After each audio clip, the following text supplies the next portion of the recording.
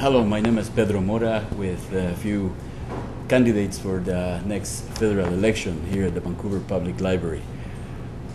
This morning we have with us Dr. Hedy Fry, who has been an MP for several years, and today she's going to tell us in about 3 minutes what her plans are for the next session if she is elected again. Dr. Hedy Fry. Thank you. A pleasure to be here.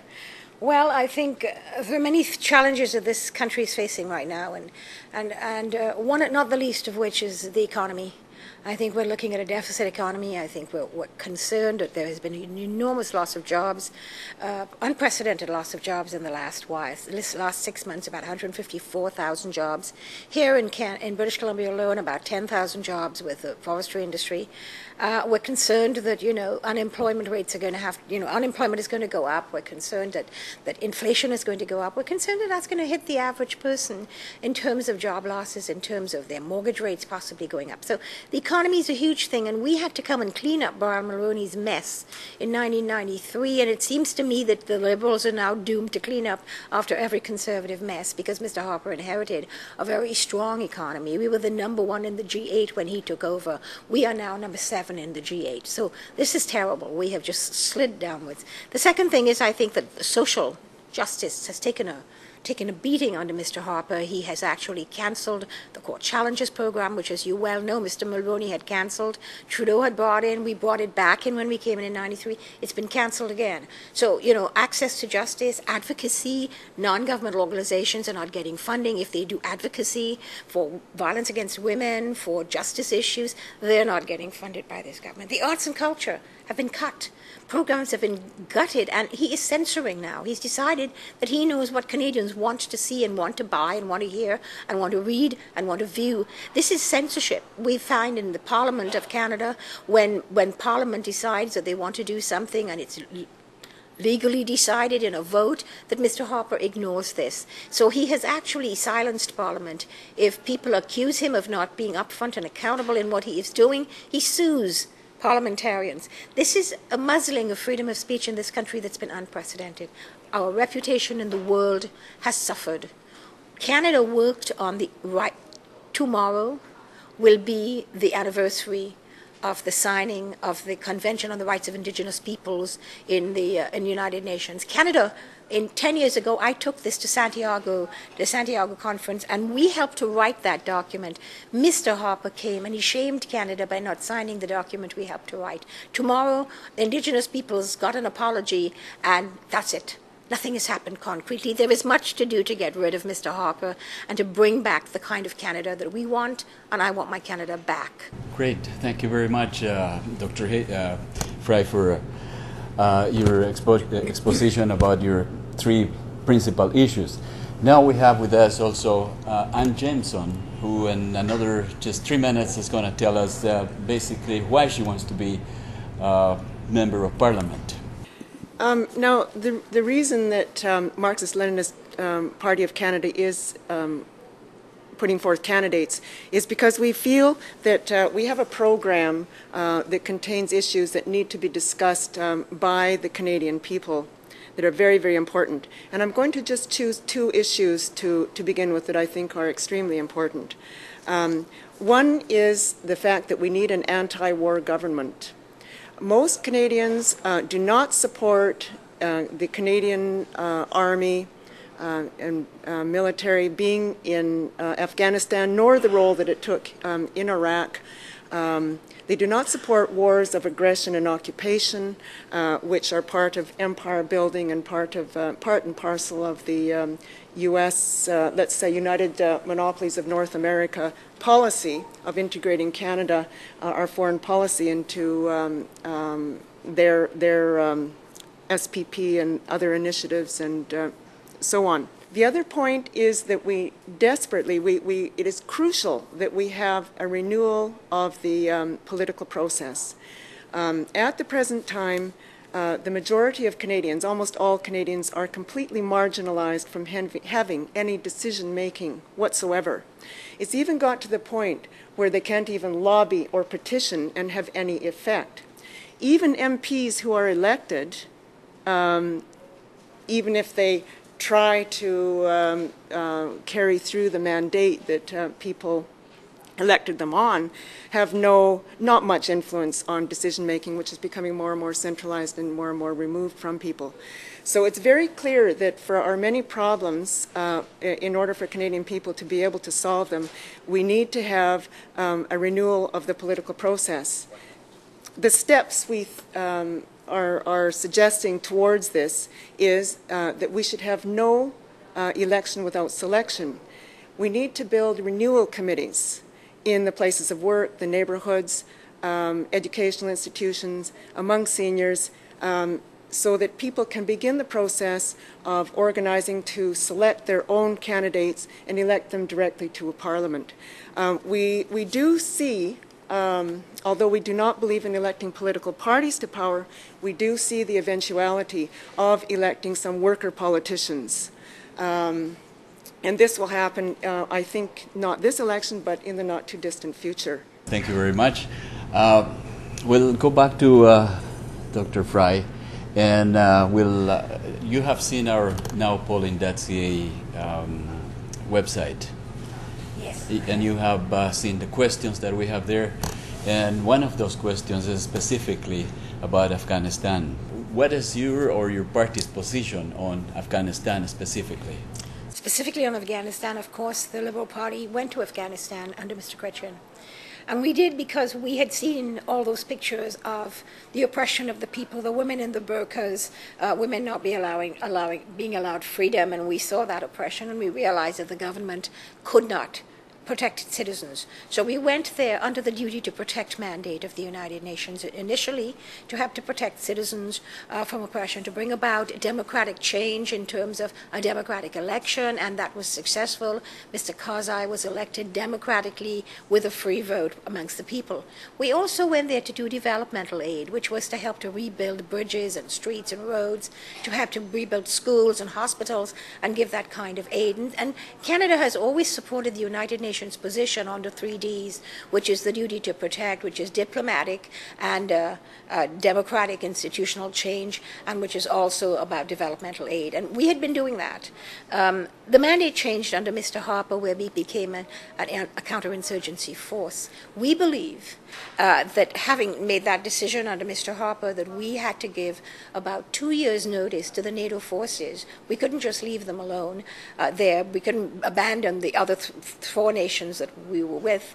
So we decided that we would stop the counterinsurgency and combat mission in 2009 and then stay for an extra 2 years to help with issues such as the developmental aid and the rebuilding and some of the democratic principles and developing justice systems, etc., that we had promised to do, but that we must be out by 2011. So the last 2 years between 2009 and 2011 is to go to that mandate of going back developmental aid, helping to deal with helping with hospitals and roads and helping with the democratic process.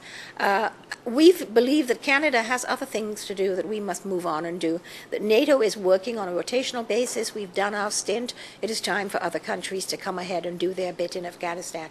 We think Darfur is sorely in need of Canadians. We have put the largest amount of money of any country into Darfur. We need to go back there. We need to deal with that issue. Yeah, there are other hotspots where Canada has always gone under the 3Ds. Yes, Ms.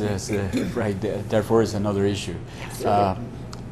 You're saying that we are in Afghanistan because we're protecting human rights. However, when after 9/11, the reason why Canada went into Afghanistan was not because we were trying to protect human rights, was because we wanted to side with the Americans on the retaliation for 9/11, looking for Osama bin Laden. So I don't know when the shift took place from. When we went in on a particular section of the United Nations. It was very clear. Mr. Axworthy at the time and Jean Chrétien at the time said we were going in under the 3Ds. That was clearly the 3Ds. It is in every document you will see when we went in, which was duty to protect, diplomatic, and democratic change and also helping with developmental aid. That's what we went in there to do. At the same time, yes, there was a 9/11 created this sort of sense of the terrorist thing, but we went in under the 3Ds. Okay, so I hear you saying that we're there to do some social work. We're not there, but the fact that our soldiers are with machine guns there is not because they want to kill anyone. I didn't say that, Mr. Moore. It's because they want to build bridges and do some social work. You're just picking one of the things I said, and I will repeat. The 3Ds are duty to protect. If we go there to protect the citizens from any oppression and harm and violence, we are obviously putting ourselves in harm's way, and that is a role that we play where our soldiers will be in harm's way. The second one was to get diplomatic and democratic institutions going. We succeeded in bringing about free elections, and Mr. Karzai was elected. The third one is development. You're just focusing on the development. We didn't go there to be a social worker. We went there to go into harm's way to protect citizens. That was a duty to protect. We went there to help to create new free elections. We did that, but we're also there to do that. We're there for 3 reasons.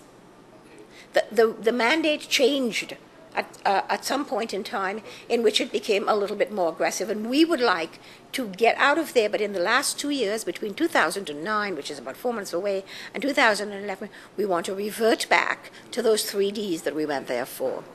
Well, thank you very much. We would like to hear what your opinion on the same question about Afghanistan is from Jemieson. Yeah, well, we must bear in mind the history of Afghanistan, and it's a long history of different powers, colonial powers, competing with each other to occupy this country, and they have never been successful in doing that. The Afghanis have a long history of fighting against colonial occupiers, and this included up in most recently against the USSR before, and then of course the Northern Alliance backed by the U.S. and so-called Coalition of the Willing. It's actually now, we can say, outright empire building. We're now in the era of imperialism, and that is a venture that the United States is undertaking.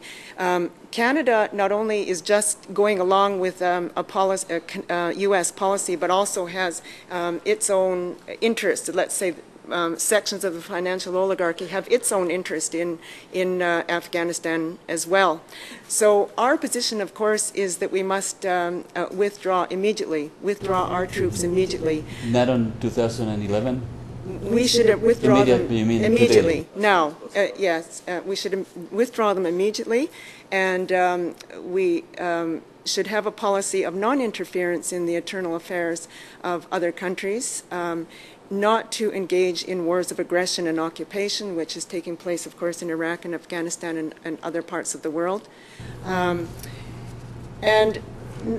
know, and we also need to mention, I think, the billions being spent on armaments and on these wars of aggression that should better be spent on social programs, investing in social programs, which the Canadian people desperately need and would be a first step in humanizing our social environment.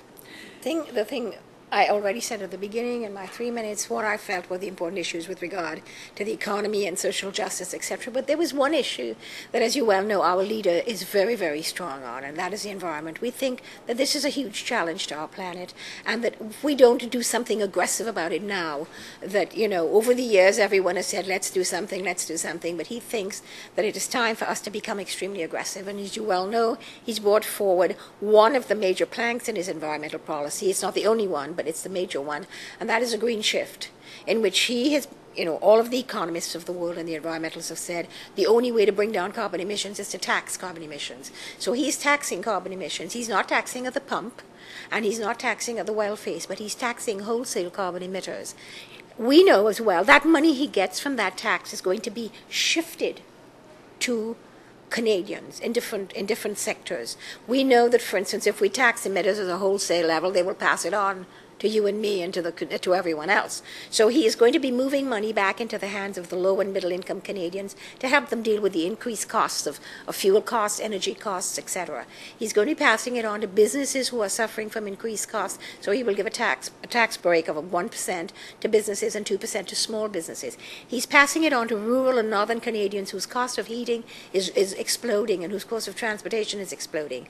And the fourth area he's passing it on to, of course, is to the people who are going to be doing innovation in green technology, the oil companies, the oil producers who are doing innovation in bringing down the amount of carbon emissions in their product and in new and alternative energy, because we believe that the world is moving in that direction. And Canada has an opportunity to be the people who create those technologies and who can help the world to make use of those technologies. So the shift that's why it's called a shift. It's going from here and it's going into those four areas.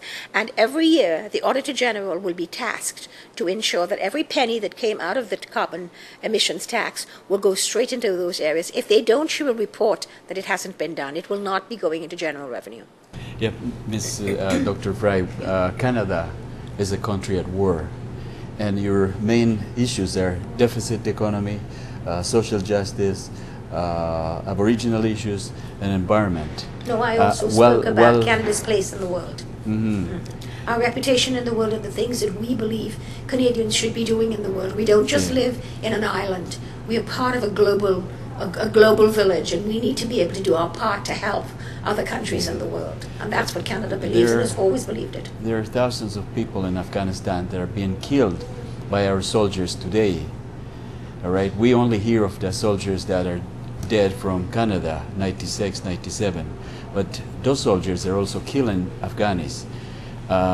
Do we have to wait until 2011 to stop the killing? No, we said that we had asked Mr. Harper to stop that in 2009, February 2009. I said that before, that is 2009. Between 2009 and 2011, we will stay to do the developmental aid, some of the diplomatic and democratic institution building, such as justice systems, etc., to help the Afghan elected government to be able to run as close as possible some kind of democratic government. We're staying to do that for the other 2 years, between 2009 and 2011.